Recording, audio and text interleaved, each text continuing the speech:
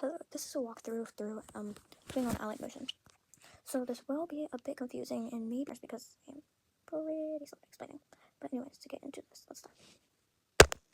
So first you're going to need to go into create the green plus to make a project. I prefer this one, but you can also choose the color of your background. I usually use a light gray, green screen, or white. And then go to media or whatever you're using and import your thingy for the bodysuit.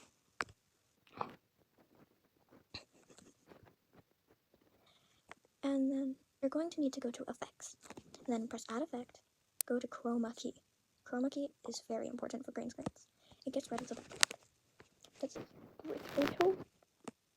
I don't know how to say it.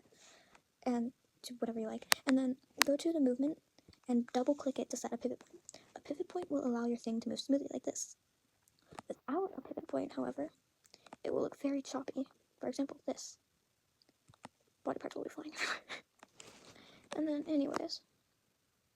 Yeah, so the pivot point, keyframes.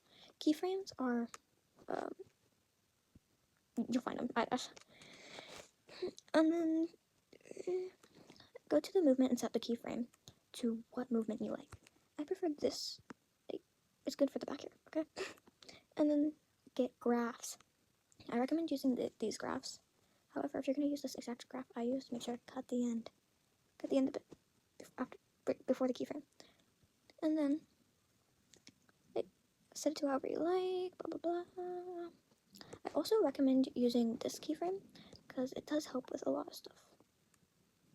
However, this might not be preferred for some cases. Like, yeah. That's what it looks like with the graphs and stuff. That's more of a simple. This is all of it was simplified. But however, if you want to do something more advanced, it's gonna be harder. Like, this is an example of one. It's really laggy because there's a lot of layers.